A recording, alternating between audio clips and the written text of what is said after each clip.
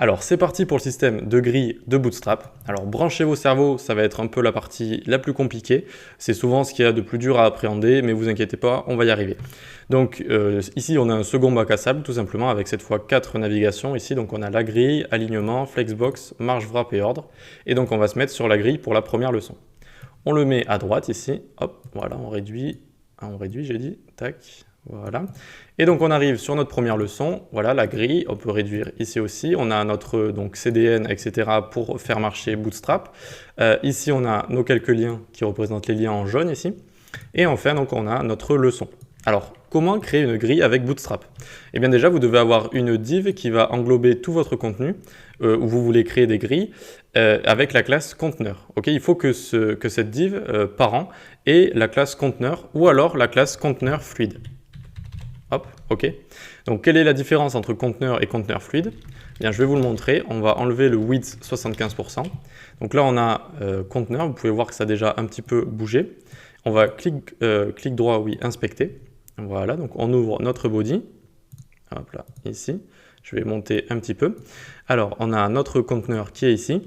Et en fait, un conteneur, ça va avoir une max width. D'accord? Max width, par exemple, ici, de 1140. À partir, vous voyez, avec des media query 1200 px. C'est-à-dire qu'il va toujours y avoir un peu d'espace sur les côtés avec un conteneur. Vous voyez, il y a toujours un peu d'espace sur les côtés. Vous le voyez ici.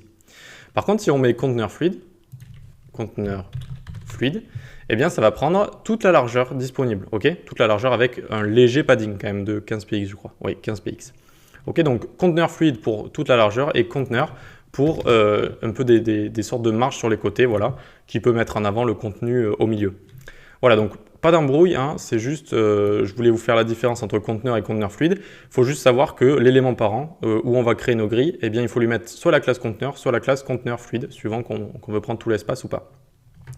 Ensuite, donc, on va devoir créer une rangée qui va être composée de colonnes. Alors ici, vous voyez qu'on a une div qui commence ici, qui va jusque là. Cette div, elle contient ces deux rectangles ici. On va lui mettre la classe row, donc qui veut dire rangée en anglais. Et donc là, ça vient de créer ceci, exactement ça. J'ai trouvé une image parfaitement représentative, c'est-à-dire 12 colonnes. Dans cette rangée, il y a 12 colonnes.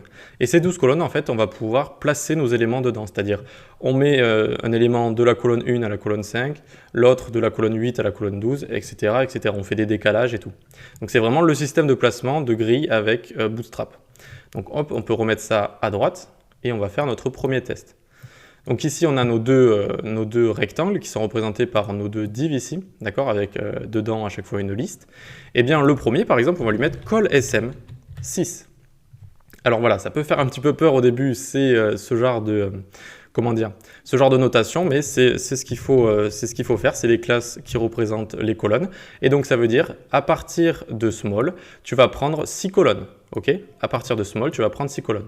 Et donc là, on peut voir que les deux ont ils prennent exactement le même espace. Alors maintenant, on va réduire. Hop là, et là on est passé en dessous de small, en fait on est à extra small, et du coup ils sont retournés les uns au-dessus des autres. Ok, donc on voit bien que c'est responsive, en fait on peut même écarter comme ça, vous voyez la taille va s'adapter. Donc comment voir plus facilement les pixels déjà pour commencer? On va faire F12, et donc à chaque fois qu'on va réduire, vous allez voir en haut à droite, alors hop, vous allez voir en haut à droite les pixels, et donc vous voyez que dès que je vais passer en dessous de 576, ils vont passer les uns au-dessus des autres, et sinon ils vont se mettre comme ça avec 6 colonnes. Ok, on peut même clic droit si on veut. On va essayer, alors là, vu que c'est en petit, ça va être un peu embêtant. On est où? On est dans le conteneur, ici, hop, on ouvre, on a la première, voilà, on est ici. Et donc, vous pouvez voir que les deux, en fait, elles prennent exactement le même espace, elles sont séparées au milieu. Eh bien, elles prennent chacune 6 colonnes, tout simplement. On peut changer ça, on peut dire aussi, la deuxième va prendre 4 colonnes. Voilà, et vous voyez que ça s'est réduit. On va revenir dessus. Et donc, il y en a une qui fait 6 colonnes, la deuxième fait 4 colonnes, et donc 6 plus 4, 10. Et donc, vu que c'est 12 colonnes, il en reste 2 qu'on voit à droite ici. Ok, vous commencez à comprendre? Et donc, eh bien, quand on a fait ça, on peut s'occuper, si on veut, de nos éléments pour chaque taille d'écran possible. Je vais vous montrer ça comme ça. On fait call SM6. On commence toujours par le plus petit. Donc, à partir de small, ils vont prendre 6 colonnes. Ensuite, à partir de medium, ils vont prendre 8 colonnes. À partir de large, LG, donc ils vont prendre 9 colonnes. Et à partir de XL, extra large, ils vont prendre 10 colonnes. Hop là. Et donc là, on est où? On est ici. Donc on va voir en fait petit à petit. Au début, donc là, on est à extra small, ils sont les unes au-dessus des autres. On va passer au-dessus de 576. Voilà, donc là, il a pris 6 colonnes, le premier élément. Ensuite, on va passer au-dessus de medium, il va en prendre comme ça 8, puis 9, et enfin 10. Voilà, et donc là, cet élément prend 10 colonnes. Vous voyez que là, il reste un espace de 2 colonnes si on veut. Alors, on ne voit pas les colonnes tracées, mais il faut vous les représenter mentalement. Et donc là, il prend 10 colonnes, il en reste 2 sur le côté et l'autre item a été mis en dessous. Voilà, donc c'est cette façon de faire. Moi, je sais qu'au début, cette notation m'a un peu surpris hein, dans les classes, voir call SM, call MD, call.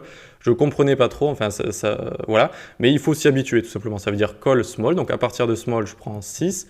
Ensuite, call MD, à partir de MD, je prends 8. À partir de large, 9. Et à partir de extra large, 10. Et donc, on va faire la même chose en dessous. Donc, cette fois, j'ai écrit 6 colonnes small. Voilà, donc vous pouvez même le faire tout seul si vous voulez. Ensuite, on va faire call MD 4, du coup, c'est ce que j'ai écrit, ouais. Ensuite, on va faire call pour large, c'est LG, donc LG 3. Et ensuite, call XL 2, ok. Et donc là, vous allez voir, donc, ils vont bien s'épouser tous les deux, si on veut. Donc d'abord, on est en extra small ici. Ensuite, donc, ils vont prendre tous les deux 6. Ensuite, il y en a un qui va prendre 8 ici. Regardez, call MD 8, call MD 4. Donc, il y en a un qui a 8 colonnes, l'autre qui en a 4. Ensuite, on va voir call large 9 et 3. 9 et 3. Et ensuite, 10 et 2. 10 et 2. OK? Voilà, donc j'espère que vous comprenez. Oui, c'est ça, c'est français. Sinon, ne vous inquiétez pas, hein, on va vraiment le voir en profondeur. Il faut juste que ça rentre. Et donc, si vous avez déjà compris, là, c'est très bien. Vous avez quasiment compris vraiment le concept clé des grilles. Et donc, on va pouvoir aller un petit peu plus loin.